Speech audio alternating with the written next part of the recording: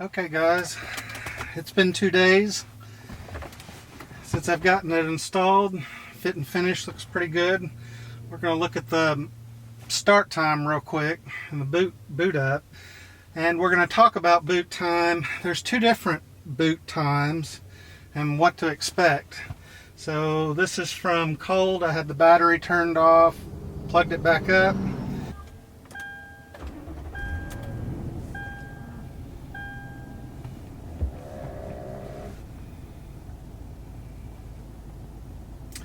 So this is a cold reboot. The air conditioning is not on yet, but we're going to talk about standby. So what I found with this unit is that there's a very long standby time. So this reboot does not happen every time you get in the car. And I don't know what the time for the reboot is, but it's a long time. You'll see it go straight into connecting to my iPhone. And this is another boot time that you're going to have to deal with that nobody really talks about. They talk about the boot time of the unit, but they don't talk about the boot time of the CarPlay system. Didn't take quite as long this time. So Apple CarPlay works great. I have one major problem right now. I think it's my fault. Is the microphone. And there's a microphone port here. And I went ahead, it came with a microphone, and I installed it up here because I thought I would get better microphone reception with the one that they sent me, and just plugged it into the back of the unit. I may need to tell the unit to listen to that microphone, but I haven't figured that out yet and haven't taken the time to do it. So everything works great. I got to figure out the microphone issue. The controls for the climate control, they work great.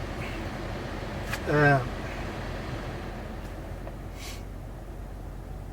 mean, what can you say? They all work. Steering wheel, volume up. You can see it changing there. Answer the phone works. Forward track, back track works. I haven't tried to reprogram any of the steering wheel settings and buttons. It says that you're able to do that, but we'll see. Let's look real quick at the video, which is actually quite astounding. They send a clip of a trailer with it that's really awesome. And you can also move this around, which the refresh rate is great.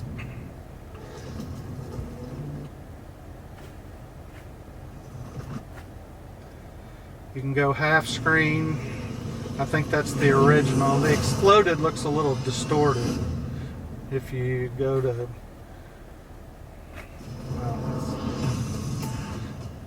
I haven't learned quite how to do this.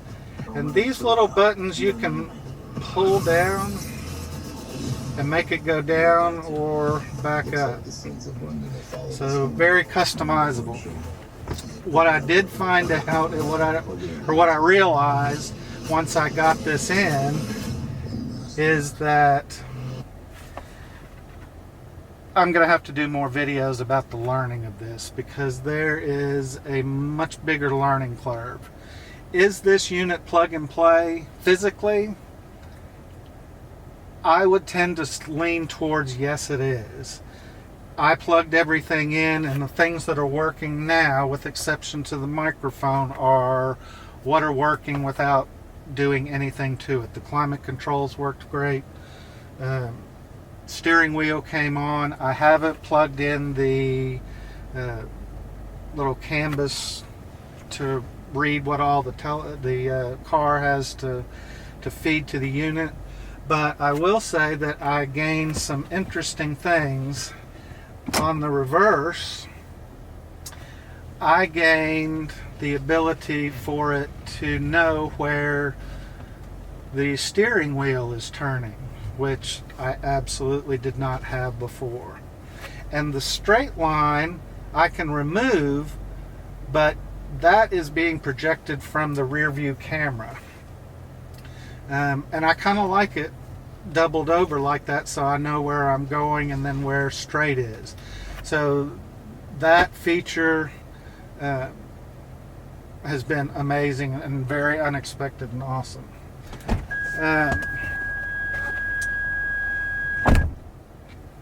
Let's go back to park. Let's open the doors. My door is open.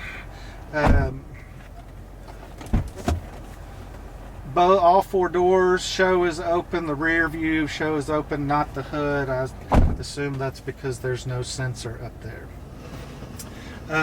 One caveat, since this came up to radio, if you are connected to CarPlay and you decide, okay, I want to listen to the radio, this will stay for a certain amount of time, but at some point Z-Link decides that it wants to go back and connect to your iPhone without warning you. So you'll get 30-40 seconds into a song on the radio and it'll jump back to CarPlay. I don't ever listen to the radio. Those of you that want to listen to the radio, that may be an issue for you. Another annoyance that other people have talked about, and I hope to be able to correct in a update, but this time is so finicky. I've set that time so many different times, it's unreal. You have time zones. Every time I get in, it's an hour off, and it's saying it's midnight, so it's basically 12 hours off. So that's irritating. I would like to fix that or have that off altogether, because in CarPlay you have the correct time, which is much more reliable. So I hope to work that out. Now let me say, I use the word update. So there is a guy in Europe somewhere, Ukraine or somewhere, that is the guru of all things Android Tesla style radios.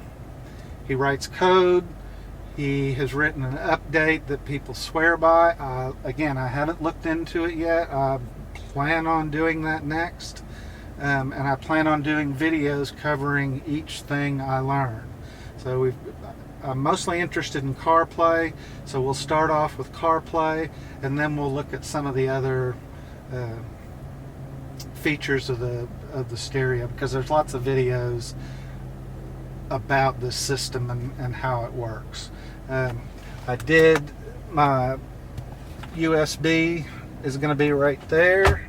I have another USB that I just left open behind the console that I may stick into one of these slots down here.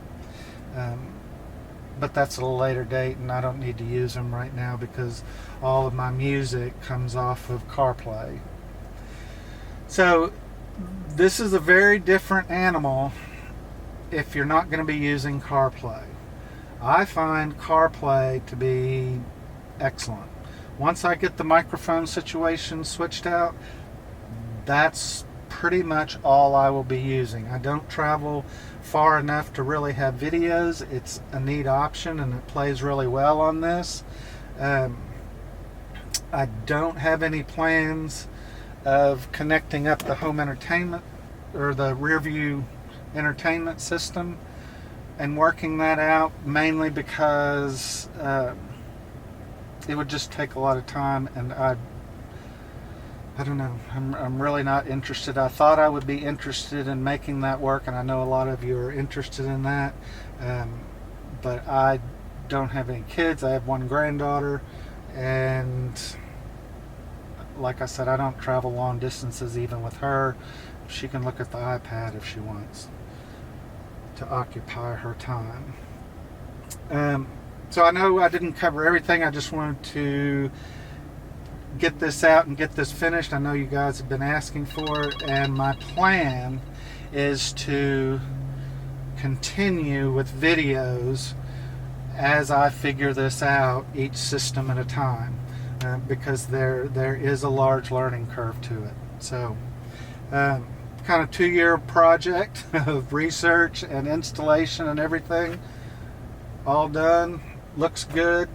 Not a fan of this piano black high gloss finish, but for aftermarket, very pleased. So most of the stuff is nitpicky.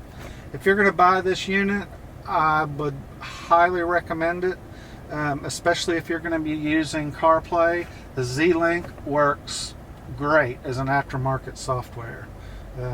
I'm actually highly impressed with that. I don't have to touch anything to get CarPlay to come up. So there you go. See y'all next video, and we'll talk about software. Peace out.